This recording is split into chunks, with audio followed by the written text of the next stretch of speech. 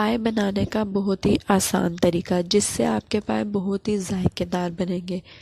ये मेरे पास गाय के पाए हैं। इसकी मैंने खाल उतार के हड्डियां तोड़वा ली थी। इसको मैंने पानी में शामिल कर दिया है। अच्छे से पानी ज़्यादा सारा लेके डाल दिया है।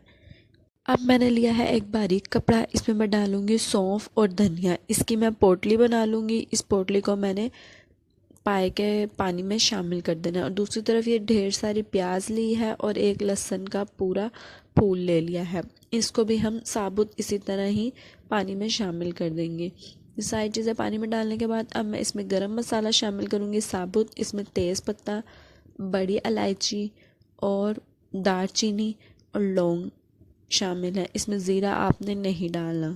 जब वीडियो को पूरा एंड तक देखिएगा ताकि आपसे कोई भी स्टेप मिस ना हो जाए। और वीडियो के एंड में मैं आपको बताऊंगी कि किस तरह हमें पता चलेगा कि पाए बहुत ही अच्छे बने हैं। अब मैं इसको ढक के ओवरनाइट के लिए पका लूँगी स्लो आंच पे। दूसरी तरफ सुबह के टाइम मैंने प्याज इसमें से निकाल ली थी, ढूंढ ली थी।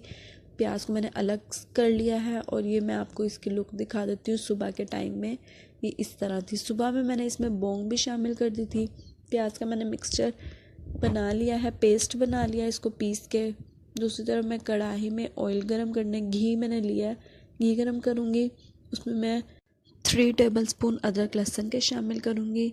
अदरक लहसुन के पेस्ट के बाद जो मैंने प्याज का पेस्ट बनाया था, प्याज हमने साबुत जो पाव में डाली थी वही थी, उसको मैंने सुबह को निकाल के उसका पेस्ट बना लिया था। वो पेस्ट भी इसमें शामिल कर देंगे। और अब हमने इसकी मसाला बनाना है। इसकी हम अच्छे से भुनाई करेंगे। इसमें मैं तकरीबन 1.5 कप के करीब दही शामिल कर रही हूँ। दही मैंने अच्छे से फेंट के डाली थी। आपने भी इसमें कोई भी लम्स गुठलियाँ नहीं छोड़नी, वरना आपका मसाला फटा फटा बनेगा। अब मैं इसमें मसाला शामिल करूँगी। इसमें मैं पिसी हुई लाल मिर्चें शामिल कर रही हूँ 3 टेबलस्पून भर के। हल्दी शामिल करूँगी 1 टेबलस्पून भर के। हल्दी डालने के बाद इसमें मैं 1 टेबलस्पून नमक शामिल कर रही हूँ। नमक आप अपने टेस्ट के हिसाब से कम या ज़्यादा कर सकते हैं। मिर्चें इसमें मैं मीडियम रखूँगी, ना बहुत तेज़ रखूँगी ना बहुत ज़्यादा लाइट रखूँगी, क्योंकि शोरबे में बहुत ज़्यादा तेज़ मिर्चें बुरी लगती हैं, खाई नहीं जाती। 2 टेबलस्पून मैंने इसमें पिसा हुआ गरम मसाला शामिल किया है। तमाम मसाले हमारे पूरे हो गए हैं। अब हमने इसकी सिर्फ भुनाई करनी है। इसको मैं तकरीबन 10 से 15 मिनट तक अच्छी तरह भून लूँगी इसका मसाला, ताकि अच्छे से भुन जाए, इसका कच्चापन ख़त्म हो जाए, प्याज और लहसुन अच्छे से भुन जाए और हमारा अच्छा सा एक मसाला तैयार हो जाए।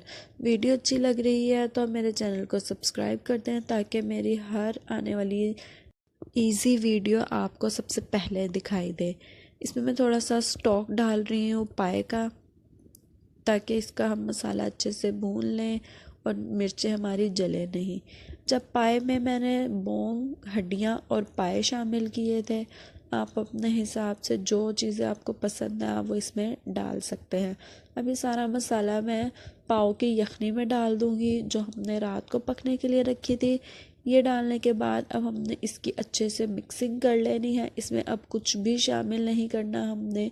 इसको थिक करने के लिए मैं इसको तकरीबन 20 से 25 मिनट तक मीडियम आंच पे छोड़ दूँगी, जिससे इसकी थिकनेस आ जाएगी और इसमें चिपचिपाहट आ जाएगी।